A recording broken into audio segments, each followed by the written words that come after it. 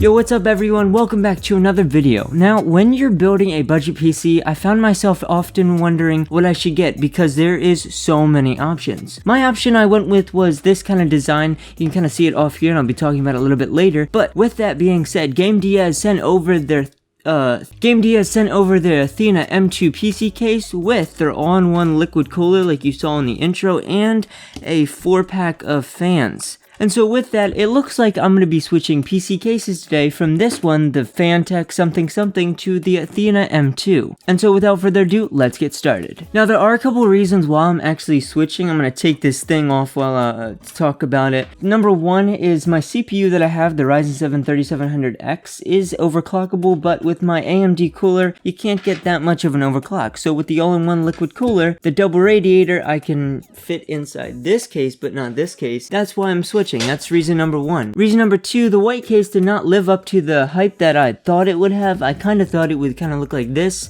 This is just a picture I saw on Reddit and I wanted that PC. But with my budget, I couldn't quite get that nice and ended up with this, which isn't the worst case you've ever seen. I mean, I've seen a lot worse, but it collects dust. You can see dust inside of it and it doesn't look that good as I had thought it would. So yeah. And also reason number three, the best way to kind of review a case is to build a PC. I don't know if you saw my other video on the GAMDIAS Athena M1B PC case. If you haven't watched that, be sure to check it out. I built a computer in it and that's pretty much the best way to review a case and an all-in-one liquid cooler and some fans.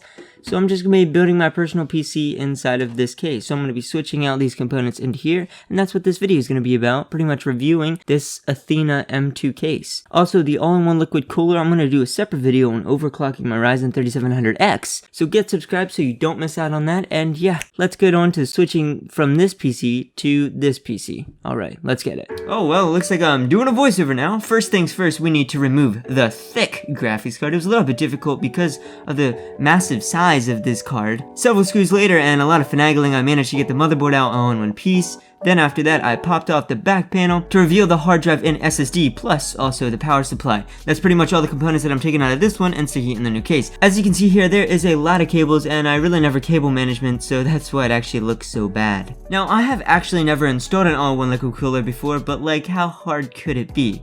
So removing the Wraith cooler was quite straightforward, and then I didn't really know what to do at all. I removed the brackets holding the back plate on and then stared at everything for a little while. Then realizing that I needed to use the back plate from the actual Wraith cooler and because it didn't come with the all-in-one liquid cooler. And then so I pretty much screwed the brackets to the thing and then screwed the thing onto the motherboard and done. Now to put everything back into the new case, the motherboard goes in first and then screwed it down, and then started mounting the rad. After I mounted, I realized that I need to plug in the CPU power connector to the motherboard, powering the CPU obviously. Then I took off the rad and then started putting in the power supply, and as you can see, if you take a close look right here, you can see that the person you're watching building this PC is a noob, and should never be allowed to do such things. Yeah, that's right, I forgot to put in the I/O shield. We all make that mistake sometime, at least once. And then I had to take off the motherboard, install the I/O shield, and at this point I was kinda getting frustrated and got kind of angry. But alas, I installed the power supply, the hard drive, and the SSD, and routed the cables to the correct locations, installed the RGB fans, and shazam! I think it looks pretty good.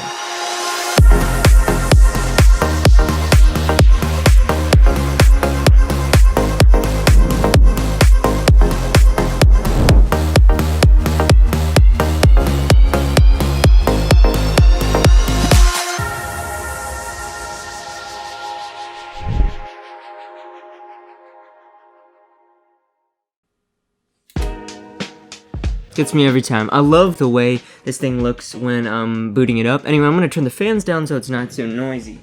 which means I should probably get into the features of this case and also the fans. I'll be talking about the all-in-one liquid cooler some other time, but let's get on to the fans real quick. It comes with this remote. As you can see, I did install the fan controller, and yeah, it works quite well, plugging all the fans into that, and it works seamlessly with this remote. You have a bunch of different modes and colors and all sorts of stuff, like I will demonstrate right now.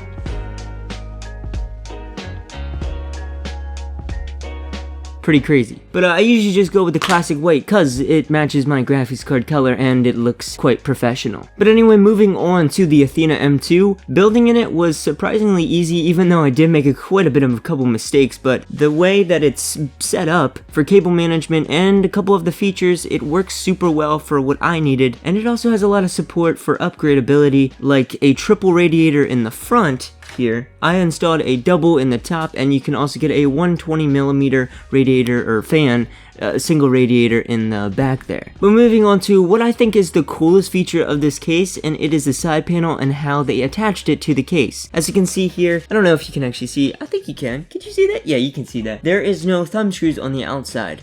To attach it, they have thumb screws in the back here, and might as well show some B-roll right here. You undo these two screws, and then you have a little slide mechanism which kind of pops out the glass, and every single time I do it, I'm afraid I'm gonna drop it and it's going to break on the floor. But it does have like hinge things on the side, so it's not gonna like fall out on its own if it's not screwed. I guess it could though, so that's a just screw it in, please.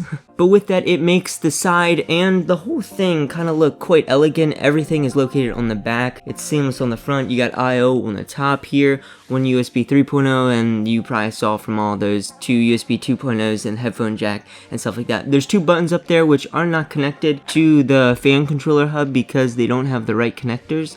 But the one that did come with the case, you can connect those two, and that's how it was supposed to be used in the first place. But I use the fan controller with the 4-pack of fans, and that one is, in my opinion, way better and looks cooler. But anyway, moving on to the space, cable management is perfect. You got the side thing, which you can route all your cables through, and then pop them out to the correct locations on your motherboard, graphics card, and so on and so forth. The hard drive bay is underneath the case and uses 2 screws from the bottom, and it's kind of awkward to get it. I guess I could have laid the case over. I just lifted it up awkwardly and was afraid I was going to drop it the whole time while screwing it from underneath. I don't really know why I did that. I easily could have laid it over, but that is where the 3.5-inch hard drive bay is located. The SSD I stuck on the back there, as you can see, and it fits quite nicely. But I must say, overall, this is probably the nicest looking case that I have gotten so far or have used in my whole entire existence on this planet. And thank you, GAMDIAS, for sending this out. And let me know what you guys think of this PC case. Do you like it? Do you like the design of it? If so, if you want to buy it, there will be some links in the description, and there will also be a link down there. And there will also be a link down there for other gaming accessories that you can find the best bang for your buck, so be sure to check that out if you want to buy some gaming accessories. It also helps me out just a little bit on this channel, so thank you so much for doing that. And yeah, like I said before, all items that were featured in this video will be down in the description. And yeah, thank you so much, GAMDIAS, for sending out these PC parts for me to review, and be sure to get subscribed so you don't miss out on the review on the all-in-one liquid cooler. And yeah, thank you, the viewer, for watching this video, and with that being said, be sure to like, comment, and subscribe, and I will see you in the next one. Peace.